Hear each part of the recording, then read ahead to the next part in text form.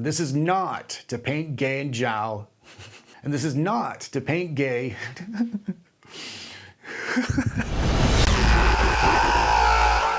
Happening, folks. In terms of atmosphere and tone, I think the movie we're looking at today is remarkable. It also contains a decent smattering of the old ultra-violence. It's officially listed as a psychological horror crime story, and it is all those things, but I don't think those descriptors fully encapsulate everything that makes this movie so compelling to me. Now, having said that, even though I've seen this movie a dozen times and I've just finished saying those descriptors don't sum everything up fully, I wasn't able to fully articulate it in my writing this week either. But to me, that's a great thing. Critics love Ben Wheatley's 2011 movie Kill List, but as I have learned over the last week or so, a lot of casual moviegoers hate it. If you've been here before, you know I love digging my claws into these sorts of divisive films, but I am particularly excited about today's movie because based on all the negative reviews I've just read, I'm going to suggest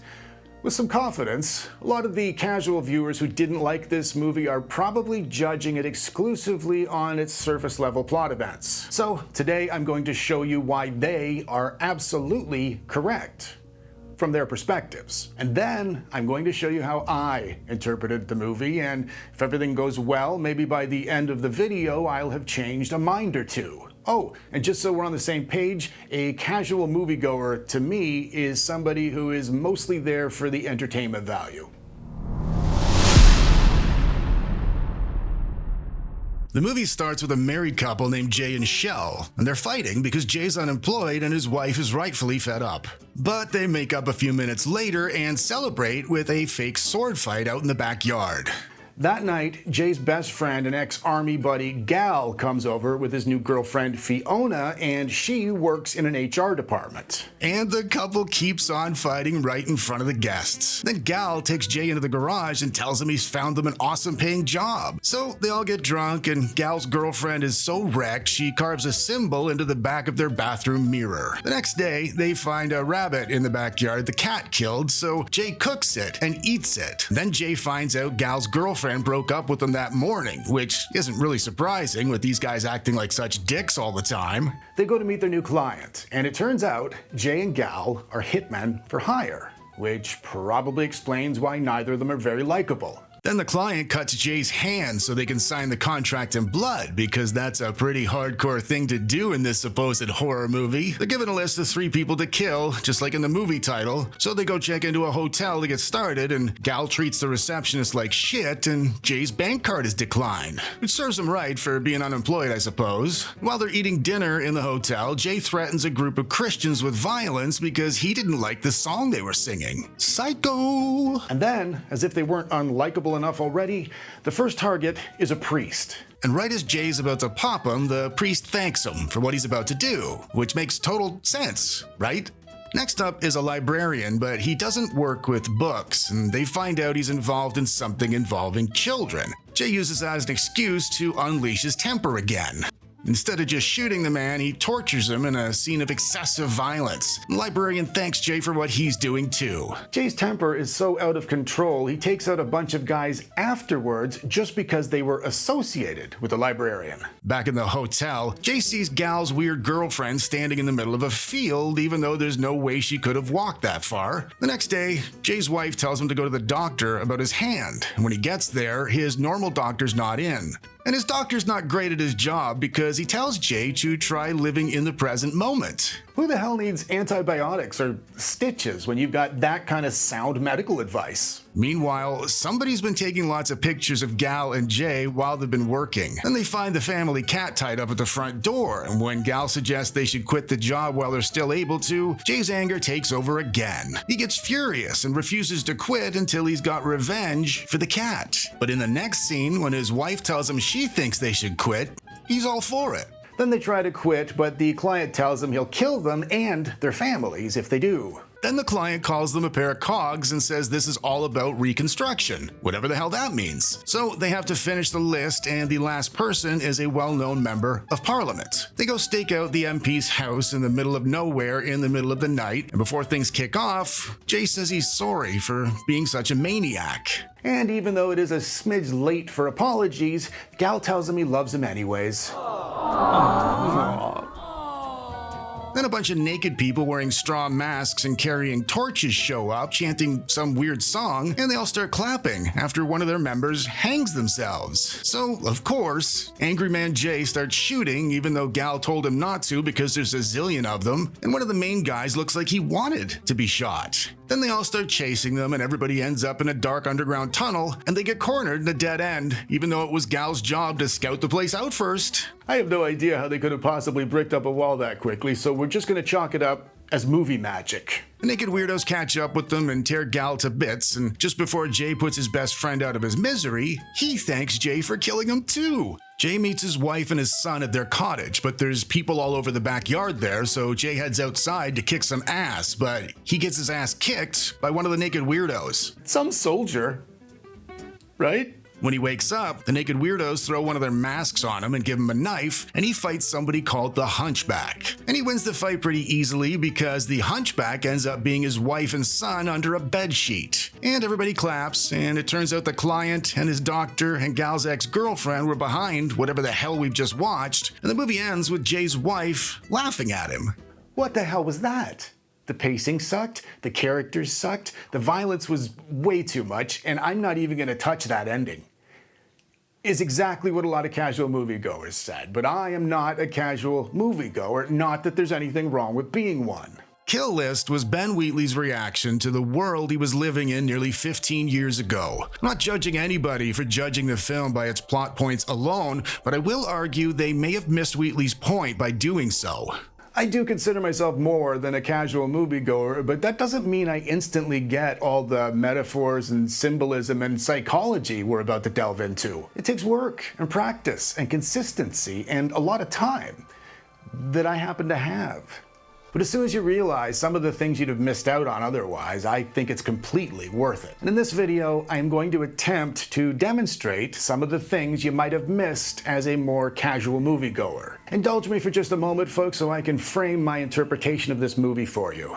In a 2011 interview, director Ben Wheatley pointed out the world had just been through 2 major wars and nobody seemed bothered by it. He also talked about the damage the 2007 global financial crisis caused countless families. Everyday people like you and I bear the brunt of these wars and economic disasters. Even though none of us have anything to do with them. I should probably say most of us have nothing to do with them. There are a few maniacs subscribed to this channel. You know who you are, and I love you for it. Now, without getting all conspiratorial, the actual people responsible for all of these out-of-our-control disasters, as far as we're concerned anyways, are a bunch of nameless, faceless, shadowy figures who rarely, if ever, suffer any of the consequences of their actions. Not only are these shadowy figures capable of ruining our lives, most of us will never knowingly interact with a single one of them, never mind learn their names. Knowing Wheatley's thoughts on the subject, and if you follow this movie closely and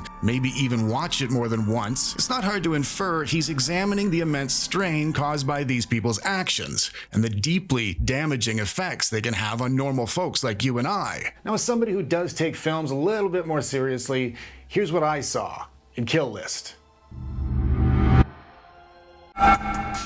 Kill List follows a seemingly unremarkable family. We're following Jay, played by Neil Maskell, and we'll be focusing on his perceptions of himself as a modern man. He's been out of work for months, and his wife Shell, played by Mayanna Buring, is holding him accountable for the family's rapidly increasing debt. Wheatley sets the tone immediately by placing us on the stairs literally between the couple as they're fighting about money. The screaming is raw and jarring, but what really drives the discomfort home is the cutaways to their young son Sam. As Sam plays with his symbolic knight and castle, the implication of his lack of reaction to the domestic violence is terrifying enough by itself. Earlier in his career, Wheatley had very little interest in conforming to traditional filmmaking techniques. That's why these opening shots are so tight in on the fighting couple. He's delivering realism through his lens to make us feel trapped in the home, the way the family feels trapped in their financial struggles. Now, this opening segment is less than 2 minutes long, but it's done so effectively it taints the tone of the rest of the movie.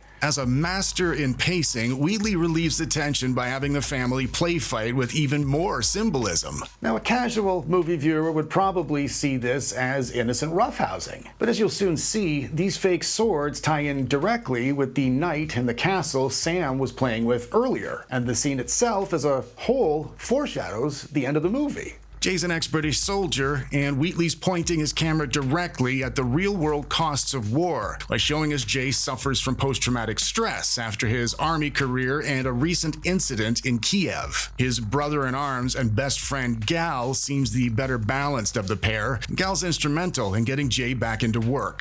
As his partner, he tells Jay they've been offered a great-paying job, and as his friend, he supports him by assuring him it's time to put the past behind him. We never find out about the event that traumatized Jay in Kiev. And that encourages us to imagine the kind of horrors that could have shaken a seasoned vet like Jay to his core. And that thinking adds to the underlying sense there's just something off here. In this opening act, Wheatley gives us a lot of important insight into Jay's psyche, but he does it very subtly. First, at the dinner party, Shell criticizes Jay for being away working for long periods when she suggests it makes her feel like a single mother in front of their company. But Jay's face tells us everything, as she's just spent half the day screaming at him for not working. And a moment later, after Shell has another go at Jay's manhood, he expresses how much he wishes he could have fought in World War II instead of Iraq, because it was easy to understand the real enemy back then. Whereas nowadays, he suggests it's difficult for a man to know where he stands, directly addressing the fact his wife's emasculating him in his own home. And this is what leads to Jay's outburst. As a casual moviegoer, you would probably see an angry maniac who can't control his temper at his own dinner party. But if you pay attention to everything Wheatley is showing us, you'll see a wife pushing her psychologically damaged husband's buttons intentionally. Next, in the insight department, the following morning, Jay finds the rabbit torn apart by the cat in the backyard. Michelle tells him to put it into the garbage. Jay insists, with a certain amount of pride, it's an offering. Shell thinks the cat just likes killing things, but Jay sees the cat as providing food for the family. And this 10-second long exchange between the couple tells us Jay sees himself in the cat, and Shell sees Jay as a mindless killer. As all that is seeping into the already dense atmosphere, we find out the boys are hitmen for hire. As per the movie's title, they meet their new client, and he gives them a list of 3 individuals to terminate. The meeting's brief, and there's a lot said, but not much of it's done with dialogue. The client, played by veteran actors Stu and Roger, lets the boys know he's aware of whatever happened in Kiev. And to seal the deal and bring the first act to a close, he slices deep into Jay's hand. The blood inks the contract, but it also serves as a symbolic marking. As the face of this movie's antagonistic forces, the client is unnerving every time he's on camera. In real life, Stu and Roger is far from being a physically imposing figure, but his character in this film is nearly inhuman in his confidence and his fearlessness. In this brief interaction, Ben Wheatley shows us, through the character's actions and demeanor, not with modern horror dialogue, this mysterious man hasn't a lot of worries in his life, and he's probably not alone in this little venture. The boys are jarred by the unconventional meeting, but Jay's motivated by money and a skewed sense of duty. That overrides his gut instincts.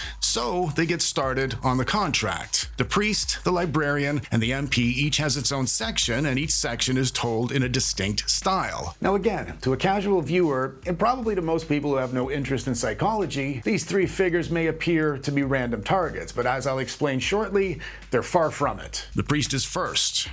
Sections told with a dramatic tone. We're shown the remedial aspects of hitman work, and we get acquainted with Jay and Gal's characters while they're getting into character. For their dinner, Wheatley positions them right beside the Christians. And this is not to paint Jay and Gal as assholes, it is to give Jay's journey a starting point. The men make light-hearted jokes at first, and Jay becomes increasingly animated to the point he eventually starts describing the violence he's going to commit. The initial tone is fun. Gal's even laughing at what Jay's saying, and it's only when the group breaks out a guitar that Jay is forced to get up. Without any context, obviously these men come across as unlikable. But everything changes as soon as you factor in they are about to kill a priest. Despite their job titles, neither of these men are cold-blooded killers. Jay is using this interaction to prepare himself. The harmless churchgoers serve as stepping stones to help Jay transition. It's a tactic. It's one he's probably used 1,000 times, and the change in his demeanor tells us it's worked. Catholic, Gal expresses concern about the job, but Jay reassures him the priest's probably done something terrible to deserve it. When it's time to terminate him, Gal even holds back, leaving Jay to pull the actual trigger. Cold-hearted psychopaths do not consider these sorts of things. They don't consider things at all. They're not able to. When the priest smiles and thanks Jay prior to his termination, it plants a tiny seed in the back of Jay's head. The librarian is next, and this section is a crime story. They discover the man's involved in terrible things relating to children. As a loving father, but a very unbalanced man, Jay's devastated by what they find on the video. So he takes the librarian job very seriously. For a man so damaged by war he can't hold down a normal job to support his family, the librarian is the perfect target for Jay's indignation. Post-traumatic stress devastates lives. Jay can't function within his household. His wife's losing respect for him, and he's struggling to support his family financially. He can't even get the grocery orders right. But he's trained to hurt people. It's second nature to him, and with this specific librarian character, you could argue he's justified. We know he thinks he is. After battering the man badly, librarian praises Jay for who he is and what he's doing. Even though he has no idea what the man's talking about, drawing praise from somebody like this infuriates Jay. While Gal's upstairs emptying the safe, Jay finishes him off. But right before he does, the librarian thanks him too. And that thank you drives Jay to attack anybody else in the organization he can get his hands on. Despite having no idea what the priest was guilty of in the previous section, when he grinned and thanked Jay, he robbed him of his justification for doing this work. These men are highly skilled, but their conditions severely limit their job prospects. And because of that, Jay and Gal have undoubtedly convinced themselves their work is righteous. They have to believe they are taking out society's trash. Jay's seen the librarian's sins with his own eyes in the video, but the thank you not only means the priest's thank you is no longer just an anomaly, it's unacceptable to Jay. It means he's trapped doing this kind of work to support his family, and, it appears, exactly like the wars he's fought in, he's been lied to about the job. When the stand-in doctor tells Jay to focus on the present moment, we know he's in on whatever's happening. But this cryptic suggestion is an attempt to encourage Jay to forget his ideals. And I'll explain his ideals in just a sec too. After they find the cat at the door, Jay takes Sam out for a walk to try and comfort him. But when Sam asks innocent, childlike questions like, has the cat gone to heaven? Jay can't answer him, and he suggests his son should ask his Uncle Gal instead. This is our first sign there is a distortion between Jay's perception of himself and Jay in reality. He tells Sam he'll get him a puppy, and when Shell asks what they'll name it, Jay responds immediately with Arthur or Gwynny. The dead cat sends Jay into an even deeper rage, but not because of the cat. It's because, metaphorically speaking, this is further proof Jay is not everything he thinks he is. Remember, he sees himself in the cat. This means he's now at the mercy of the new client, who's just violated the sanctity of Jay's home by leaving the poor animal swinging at his front door. When they try getting out of the job, the client tells them they're cogs and refers to the operation as a reconstruction. I'll explain reconstruction later. The important thing here is the big whack of money thrown down next to the envelope containing the information for the final target. Any sensible person would have run for the hills ages ago or turned this meeting into a shootout, but Jay can't. Despite the image Jay holds of himself, he's starting to suspect that money is the only way he can really fix his situation. So again, they keep going. Shell takes Sam to the cottage and the boys head to the MP's mansion. While they're getting ready to bed down, Gal brings 2 rabbits back from the forest. And this is a primo example of the kind of symbolism you might miss if your face is buried in your bowl of popcorn or welded to your phone screen. He's not happy his best friend caught them dinner. Remember, he sees himself as the stealthy, efficient cat providing food for his family. But deep down, he knows he'd never have caught those himself. Then Gal makes the movie's only on-the-nose thematic statement with his observation, no one person should be able to live in a house the size of the MP's. Now, just for some context, at the time, the UK had just been rocked by the discovery some 40-odd British members of Parliament had been caught using taxpayer money to cover their own personal expenses. For some cinephiles, Moonlight symbolizes a character's inner struggle to understand themselves. So Wheatley throws a big full moon up above the boys as Jay is processing his rabbit dinner realizations. This prompts his apology to Gal, and he's bathed in blood-red light as he's saying sorry to prepare us subconsciously for what's about to happen. A far-off drum beat wakes the men, followed by the procession of chanting, torch-bearing cult members. Zooming in on the woman in the noose reveals she's adorned in money, further driving Wheatley's themes home by killing exactly what Jay thought would solve all of his problems. Ignoring Gal's instructions, Jay fires impulsively in anger, and the MP welcomes the bullets with outstretched arms. Now, as far as they're concerned, the kill list is done. But Jay's uncontrolled, impulsive behavior has drawn the entire gathering into chasing them, and they're forced to retreat down into an underground network of tunnels. This setting mimics the bowels of the earth and the symbolic nearing of the end of Jay's downward descent at the end of Act 2. They find their escape route bricked up. Gal plays this off as a mistake, but they chase Gal down, and not Jay. And when he's caught, the bowels of the earth imagery is taken to the nth degree when Gal's guts are spilled. Before putting him out of his misery, Gal thanks Jay, the exact same manner the priest and the librarian did. And suddenly, going into the final act, the bricked up wall doesn't seem like a mistake at all. Especially when it dawns on you, everybody on the list was killed by Jay's hand. The final act starts with Jay on his way to the cottage. He vents his anger by driving a knife into his infected wound. He knows he can't kill the client, so he stabs the physical representation of their ownership of them instead. He gives Shell a gun, he goes outside, but without Gal as his wingman for the first time ever, he's knocked unconscious, like a man with no training. He's learning he is not who he thinks he is. Then Wheatley intensifies the moonlight to show us Jay's even closer to facing his true self. The title card tells us this final fight was a part of the kill list and therefore an inevitability. Jay wins easily, destroying the only things left to destroy in his life, and he does it using the hand marked and owned by the client. The doctor, the client, and Gal's ex-girlfriend Fiona reveal themselves as the orchestrators of Jay's journey. At the dinner party, Fiona said her job was to correct performance by stripping away the extraneous in a human resources capacity. When Jay and Gal tried quitting the job, the client called them cogs and labeled the job a reconstruction. He's referring both to the reconstruction of Jay as a man fit for their purposes and the cult's reconstruction, with Jay as its chosen one. In relation to the cult specifically, by definition, the term reconstruction is used when a religious organization needs restoration in order to return itself to its founding principles. In terms of literal plot, the cult enlisted Jay to ritualistically sacrifice 3 of its members and his loved ones in order to establish him as their chosen one, thus restoring the cult to whatever its founding principles were.